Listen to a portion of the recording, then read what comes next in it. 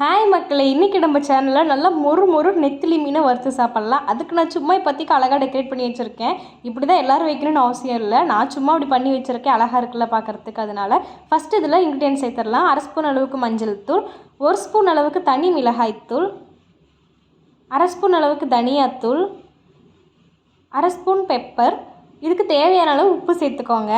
நான் ஒரு மீன் பார்த்தேன், தேவையான அளவுன்னு தெரியாமல் தான்டா சேனலையே பார்க்குறேன், ஆல் குக்கிங் சேனல்னு போட்டிருந்தாங்க. அது எனக்கு உறுத்துச்சு. ஏன்னா ஒவ்வொருத்தங்களும் உப்பு ஒவ்வொரு அளவில் சேர்த்துக்குவாங்க, அதனால தான் தேவையான அளவுன்னு சொல்கிறாங்க. இதுக்கு ஒரு 1லேருந்து 1.5 ஸ்பூன் அளவுக்கு உப்பு போதும். 2 ஸ்பூன் அளவுக்கு இஞ்சி பூண்டு பேஸ்ட், 1.5 ஸ்பூன் அளவுக்கு கார்ன்ஃப்ளவர் மாவு, கொஞ்சமாக பொடியான இருக்குன்னா கறிவேப்பிலையும் சேர்த்துக்கோங்க. சேர்த்துட்டு லைட்டாக தண்ணி மட்டும் தெளித்து விடுங்க, தேவைப்பட்டால் தெளித்து விட்டுட்டு இது மாதிரி நல்லா கையாலே விரசி எடுத்துக்கோங்க. பரட்டி முடிச்சுட்டு 1 ஸ்பூன் அளவுக்கு நீங்கள் குக்கிங்க்கு யூஸ் பண்ணுற எந்த ஆயில் வேணாலும் இதில் சேர்த்துக்கோங்க. ஏன்னா அப்போ தான் மசாலா நல்லா பிடிச்சி டேஸ்ட்டாக இருக்கும். இது அப்படியே ஒரு 1/2 மணி நேரம் மேரினேட் பண்ணி விட்டுருங்க, டிஸ்டர்ப் பண்ணாதீங்க, அப்படியே இருக்கட்டும். 1/2 மணி நேரத்துக்கு அப்புறம் நம்ம தோசைக்கல்லில் போட்டு ஃப்ரை பண்ணலாம். தோசைக்கல்லில் எண்ணெய் சேர்த்திக்கோங்க. நீங்கள் குக்கிங்க்கு எந்த ஆயில் யூஸ் பண்ணுறீங்களோ அதை சேர்த்துக்கோங்க. தேங்காய் எண்ணெய் சேர்த்துக்கிட்டால் இன்னும் டேஸ்ட்டாக இருக்கும். இன்றைக்கி நான் ஆயில் சேர்த்துருக்கேன். அப்புறம் இந்த நெத்திலி மீனை அப்படியே எடுத்து வச்சிடலாம்.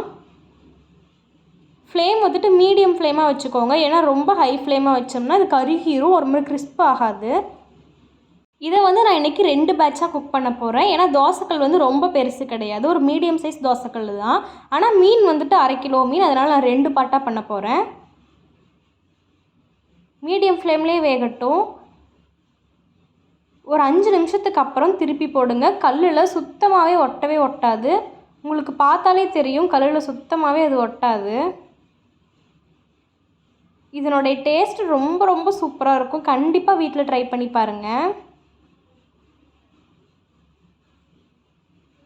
திருப்பி போட்டு ஒரு 5 நிமிஷம் நல்லா மீடியம் ஃப்ளேம்லேயே குக் ஆகட்டும். இது டோட்டலாக ஒரு 20 மினிட்ஸ் இப்படியே திருப்பி போட்டு குக் பண்ணுங்கள். ஏன்னா இது 5-10 நிமிஷத்துலேயே இது வெந்துடும். ஒரு 7 நிமிஷத்துலேருந்து 10 நிமிஷம் தான் இது வேகிறதுக்கு டைம் எடுக்கும். ஆனால் நம்மளுக்கு கிறிஸ்பியாக வேணுங்கிறதுனால அவ்வளோ நேரம் நம்ம குக் பண்ணால் நல்லாயிருக்கும். ஏன்னா ஹை ஃப்ளேமில் வச்சு குக் பண்ணுறது இல்லை, மீடியம் ஃப்ளேமில், அதனால தான். இப்போ வேணால் மீன் பார்க்குறதுக்கு உங்களுக்கு ஒன்றா இருக்கிற மாதிரி இருக்கலாம், ஆனால் அது நல்லா குக்காகி முடிச்சோடனே தனித்தனியாக மீன் இந்த மாதிரி கொட்டும், உங்களுக்கு பார்த்தாலே தெரியும்னு நினைக்கிறேன். அவ்வளோதான், ரெடி ஆயிடுச்சு. இப்போ இதை நம்ம ஒரு பிளேட்டுக்கு மாற்றிடலாம். இது எந்த அளவுக்கு தனித்தனியாக உதிரியாக ஒவ்வொரு மீனும் கொட்டுதுன்னு பார்த்துக்கோங்க. செம்ம கிறிஸ்பியாக இருக்கும் இந்த மீன். நல்லா குக் ஆயிடுச்சு, உங்களுக்கு பார்த்தாலே தெரியும்னு நினைக்கிறேன். எந்த அளவுக்கு கிறிஸ்பியாக இருக்குன்னு நீங்களே பாருங்கள். மேலே கொஞ்சமாக ஆனியன், கொத்தமல்லி எல்லாம் சேர்த்து சாப்பிடுங்க, டேஸ்ட்டு ரொம்ப சூப்பராக இருக்கும். இதே மாதிரி நீங்களும் உங்கள் வீட்டில் ட்ரை பண்ணுங்கள். இந்த வீடியோ உங்களுக்கு பிடிச்சிருந்துச்சுன்னா மறக்காம மௌனி மீடியா சப்ஸ்கிரைப் பண்ணிக்கோங்க.